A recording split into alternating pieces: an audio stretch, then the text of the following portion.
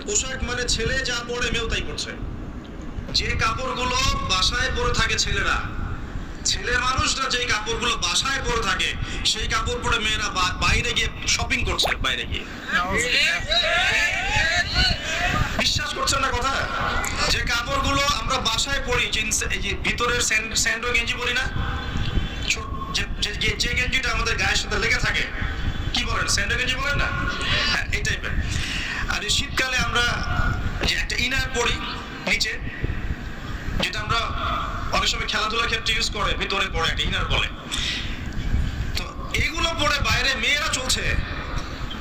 একটা ছেলে মানুষের তো লজ্জা লাগে এগুলো পরে করতে। আপনি কি আপনার খালি গা হয়ে বা স্যান্ডো গেঞ্জি পরে বাইরে পাবলিকলি আসতে লজ্জা বোধ করে না একটু? আপনি অবশ্যই উপরে একটা শার্ট পরেন, অথবা একটা জ্যাকেট পরেন, বা একটা চাদর পরেন, বা একটা পাঞ্জাবি বা জুব্বা পরে আসেন, তাই না? ভিতরের কাপড় পরে মেয়েরা বাইরে ঘুরছে এখন। এখন এই পরিবেশে আপনার মেয়ে যখন যাবে, 5 বছর 10 বছর মনে করেন বাসায় ছিল, ভালো তরবিয়ত দিয়েছেন, এখন বাইরে তো যেতে হবে, স্কুলে যাবে বা মাদ্রাসায় যাবে।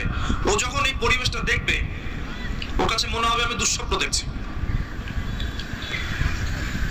এমনও পোশাক আছে যে পোশাকগুলো পরে ঘুরে বেড়ায় আমাদের বড় বড় শহরের মেয়েরাই, যে পোশাকগুলো পরার পরেও তাদের